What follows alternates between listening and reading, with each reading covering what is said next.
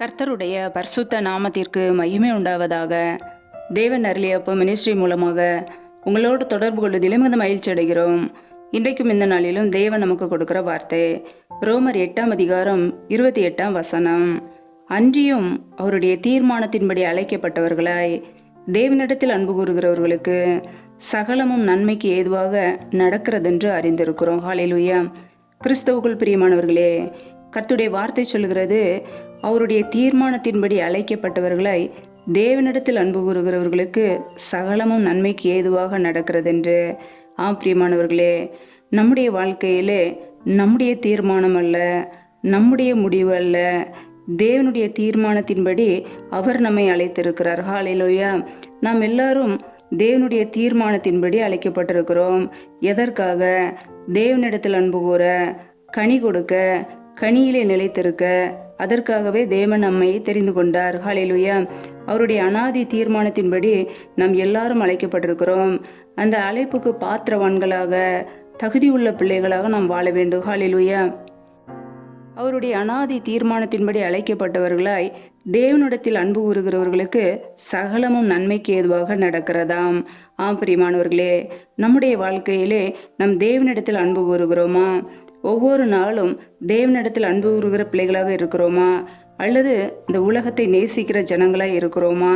நம்முடைய வாழ்க்கையிலே சகலமும் நன்மைக்கு ஏதுவாக நடக்க வேண்டுமென்றால், நாம் செய்கிற எல்லா காரியங்களும் நன்மைக்கு ஏதுவாக முடிய வேண்டுமென்றால் நம் தேவனிடத்தில் அன்பு கூற வேண்டுமா? ஒவ்வொரு நாளும் கர்த்தருக்கு பிரியமுள்ள வாழ்க்கை வாழ்கிறோமா? கர்த்தரை நேசிக்கிறோமா? அவரை தேடுகிறோமா?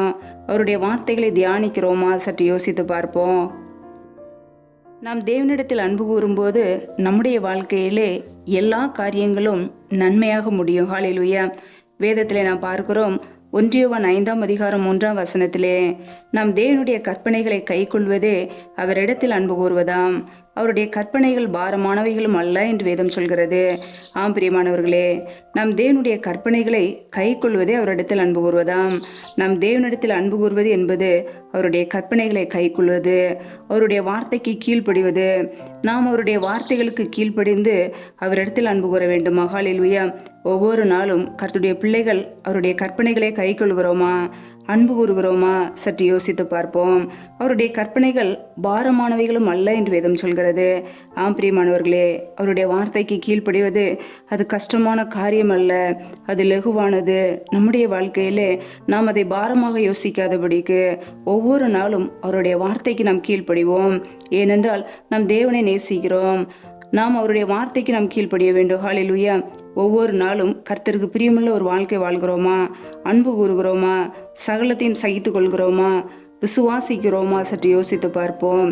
ஒவ்வொரு நாளும் அவருடைய வார்த்தைக்கு கீழ்ப்படிந்து அவரை நாம் நேசிப்போம். அவரிடத்தில் அன்பு கூறுவோம். நம்முடைய வாழ்க்கையிலே எல்லாம் சகலமும் நன்மைக்கு ஏதுவாக நடக்கும். ஹல்லேலூயா. வேதத்திலே நாம் பார்க்கிறோம், 1 யோவான் 3ஆம் அதிகாரம் 23ஆம் வசனத்திலே, நாம் அவருடைய குமாரனாகிய இயேசு கிறிஸ்துவின் நாமத்தின் மேல் விசுவாசமாய் இருந்து அவர் நமக்கு கட்டளையிட்டபடி ஒருவரில் ஒருவர் அன்பாய் இருக்க வேண்டும் என்பதே அவருடைய கற்பனையாய் இருக்கிறது. ஹல்லேலூயா. பிரியமானவர்களே, குமாரனாகிய இயேசு கிறிஸ்துவின் நாமத்தின் மேல் விசுவாசமாய் இருக்க வேண்டுமா? இயேசு கிறிஸ்துவை விசுவாசிக்க வேண்டும், அவரையே நம்ப வேண்டும், அவரை ஏற்றுக்கொள்ள வேண்டும். அவர் நமக்கு கட்டளையிட்டபடி ஒருவரில் ஒருவர் அன்பாய் இருக்க வேண்டுமா? கர்த்தர் நமக்கு கொடுத்த கட்டளை, பிரதான கட்டளை, உன்னை போல் பிறனியை நேசி என்பது ஒருவரில் ஒருவர் அன்பாய் இருக்க வேண்டுமா? பிரியமானவர்களே, இந்த கற்பனைகளை நாம் கை கொள்ளும் போது நம் தேவனை நேசிக்கிறோம், தேவனிடத்தில் அன்பாக இருக்கிறோம். கர்த்தருடைய பிள்ளைகள் இன்றைக்கு எப்படி வாழ்கிறோம்? நம் தேவனை நேசிக்கிறோமா? அவருடைய வார்த்தைக்கு கீழ்ப்படிந்து அவரிடத்தில் அன்பு கூறுகிறோமா? சற்று யோசித்து பார்ப்போம். இந்த கற்பனையை நாம் கை கொள்ளும் போது நம்முடைய வாழ்க்கையிலே சகலமும் நன்மைக்கு ஏதுவாக நடக்கும். எல்லா காரியங்களும் நம்முடைய வாழ்க்கையிலே நன்மைக்கு ஏதுவாக மாத்திரமே இருக்கும். ஒருவேளை ஆரம்பத்தில் அது தீமை போன்று இருக்கலாம், ஆனால் முடிவிலே கர்த்தர் அதை நன்மையாக மாற்றுவார். ஏனென்றால் நாம் அவருடைய வார்த்தைக்கு கீழ்ப்படுகிறோம், அவருடைய கற்பனைகளை கைக்கொள்கிறோம். அவருடைய கற்பனைகளை கைக்கொள்கிற பிள்ளைகளுக்கு எல்லா காரியங்களும் நன்மையாக முடியும். ஹல்லேலூயா. கர்த்தருடைய பிள்ளைகள் அவருடைய கற்பனைகளுக்கு கீழ்ப்படிவோம், ஒருவரில் ஒருவர் அன்பாய் இருப்போம், மற்றவர்களை நேசிப்போம். ஒருபோதும் மற்ற ஜனங்களுக்கு மற்றவர்களுக்கு தீமை செய்யாதபடிக்கு தீமை விட்டு விலகி வாழ்வோம். நமக்குள்ளே அன்பின் கனி இருந்தால் மற்றவர்களுடைய வளர்ச்சியை பார்த்து பொறாமைப்பட மாட்டோம்.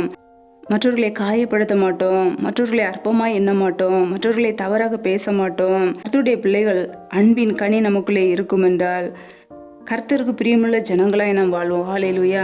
இன்றைக்கு அநேகருடைய வாழ்க்கையிலே கர்த்தரை ஏற்றுக்கொண்ட பிள்ளைகளே அநேக காரியத்திலே அன்பு இல்லாததினாலே வைராக்கியங்கள், விரோதங்கள், பகைகள், சண்டைகள், பிரிவினைகள், தேவனுக்கு பிரியமில்லாத மாம்சத்தின் கிரியைகள் காணப்படுகிறது. கர்த்தருடைய பிள்ளைகள் மாம்சத்தின் கிரியைகளை மேற்கொள்ள வேண்டும். மாம்சத்தின் கிரியைகள் நமக்குள்ளே இருந்தால் தேவனுடைய ராஜ்யத்தை, பரலோக ராஜ்யத்தை நாம் சுதந்திரித்து கொள்ள முடியாது. அதை அறிந்து கொள்வோம். நமக்குள்ளே தேவையில்லாத மாம்சத்தின் கிரியைகள் வராதபடிக்கு ஜெபத்திலே தரித்திருந்த அவைகளை மேற்கொள்வோம். ஹல்லேலூயா. கர்த்தருடைய கிருபைகளை பெற்றுக்கொண்டு பாவங்களை மேற்கொள்வோம். அதற்காகவே நாம் அழைக்கப்பட்டிருக்கிறோம். பரிசுத்தமாய் வாழ்வதே பிதாவின் சித்தம். பிதாவின் சித்தம் செய்தால் மாத்திரமே பரலோக ராஜ்யத்துக்குள்ளே பிரவேசிக்க முடியும். ஹல்லேலூயா. கர்த்தருடைய பிள்ளைகள் கர்த்தருடைய கற்பனைகளுக்கு கீழ்ப்படிவோம். அவரிடத்தில் அன்பு கூறுவோம். கற்பனைகளுக்கு கீழ்ப்படிந்து தேவனை நேசிப்போம். நம்முடைய வாழ்க்கையில சகலமும் நன்மைக்கு ஏதுவாக நடக்கும். ஹல்லேலூயா. கர்த்தர் தாமே இந்த வார்த்தையின்படி உங்களை ஆசீர்வதிப்பாராக. ஆமென். நம்மை நாமே அவருடைய சமூகத்திலே அர்ப்பணித்து ஜெபிப்போம். ஜெபம். எங்களை அதிகமாய் நேசிக்கிற எங்கள் அன்பின் பரலோக தகப்பனே, மெய் துதிக்கிறோம், ஸ்தோத்திரிக்கிறோம் அப்பா. ஒவ்வொரு நாளும் கண்ணின் மணி போல் எங்களை பாதுகாத்து கிருபையோடு, ஜீவனோடு, சுகத்தோடு, பலத்தோடு, ஆரோக்கியத்தோடு எங்களை வைத்திருக்கிறீரே. உமக்கு நன்றி, நன்றி, நன்றி. நல்லவரே மை துதிக்கிறோம். வல்லவரே மை துதிக்கிறோம். பரிசுத்தரே மை துதிக்கிறோம். சேனைகளின் கர்த்தர் பரிசுத்தர், பரிசுத்தர், பரிசுத்தர். ஒவ்வொரு நாளும் எங்களை ஜீவனோடு வைத்திருக்கிறீரே. மை துதிக்கிறோம், ஸ்தோத்திரிக்கிறோம் அப்பா. கடந்த நாட்கள் முழுவதும் எங்களை கண்ணின் மணி போல பாதுகாத்தீரே, அதற்காக நன்றி. இந்த நாள் முழுவதும் எங்களோடு கூட இருந்து எங்களை பாதுகாத்தீரே, அதற்காக நன்றி. உடைய கிருபையை எங்களை தாங்குகிறது, அதற்காக ஸ்தோத்திரம், ஸ்தோத்திரம், ஸ்தோத்திரம். இப்பொழுதும் அப்பா, யாரெல்லாம் இணைந்திருக்கிறார்களோ ஒவ்வொரு பிள்ளைகளையும் உடைய சமூகத்திலே தாழ்த்தி அர்ப்பணித்து ஜெபிக்கிறோம். ஒவ்வொரு குடும்பங்களையும் பாதுகாத்து கொள்வீராக, ஆசீர்வதிப்பீராக. பிள்ளைகள் செய்த தவறுகள், குறைகள், குற்றங்கள், உமக்கு விரோதமான பாவங்கள் எல்லாவற்றையும் மன்னிங்கப்பா. தயவாய் மன்னித்து அங்கீகரிப்பீராக. உடைய இரத்தத்தினால் கழுவி சுத்திகரிப்பீராக. ஒவ்வொரு குடும்பங்களையும் ஆசீர்வதிங்கப்பா. உடைய சமூகத்திலே முற்றிலுமாக அர்ப்பணிக்கிறோம். எந்தெந்த குடும்பத்திலெல்லாம் பலவீனத்தோடு, சோர்வோடு, வியாதியோடு இருக்கிறார்களோ என் தேவன் மனம் இறங்குவீராக. என் தேவன் சுகப்படுத்துவீராக. பிள்ளைகள் வாழ்க்கையில் உள்ள பலவீனங்கள் எல்லாம் இயேசு கிறிஸ்துவின் நாமத்தினாலே நீங்கி போகட்டும். என் தேவன் சுகப்படுத்துவீராக. உடைய சுகமாக்கும் கரம் பிள்ளைகளை தொட்டு சுகமாக்கட்டும் அப்பா. உடைய சமூகத்திலே அர்ப்பணிக்கிறோம். எந்தெந்த குடும்பங்களிலெல்லாம் வேலைக்காக ஜெபிக்கிறார்களோ, வேலையிலே என்று சொல்லி கவலைப்படுகிறார்களோ என் தேவன் மனம் இறங்குவீராக. பிள்ளைகள் படிப்புக்கேற்ற நல்ல வேலைகளை ஏற்படுத்தி கொடுப்பீராக. வேலை காரியங்களில் இருக்கிற தடைகள் முற்றிலுமாக நீக்கப்பட்டு போவதாக. இயேசு கிறிஸ்துவின் வல்லமையுள்ள நாமத்தினாலே தடைகள் முற்றிலுமாக நீங்கி போவதாக. ரீமா கார ஷேகே பௌது ரீ கார தரபலா ரபா கபரா ஷால தினிமர ஹர தரபலா. தடைகள் விலகுவதாக இயேசுவின் நாமத்தினாலே. ரியாந்த ரஷ தினிமா கர தரபலா ரபா கபரா சந்த ரதன ஹதரபலு தன ஷேகே லே தினி கர தரபலா. தடைகள் விலகுவதாகப்பா.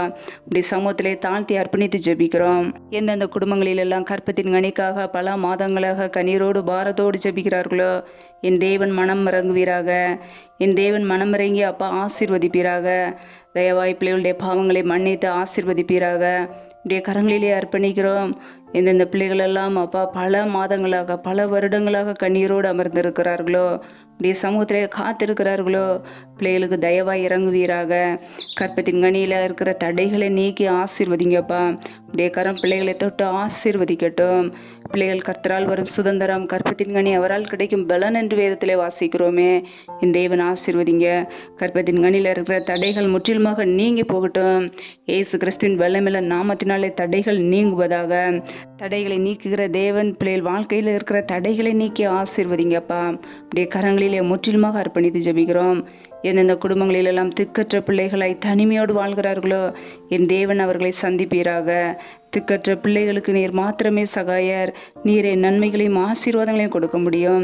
என் தேவன் ஆசீர்வதிங்கப்பா. பொருளாதார தேவைகளை சந்திங்க, பண தேவைகளை சந்திங்க, சூழ்நிலைகளை எல்லாம் சாதமாய் மாற்றி கொடுங்க.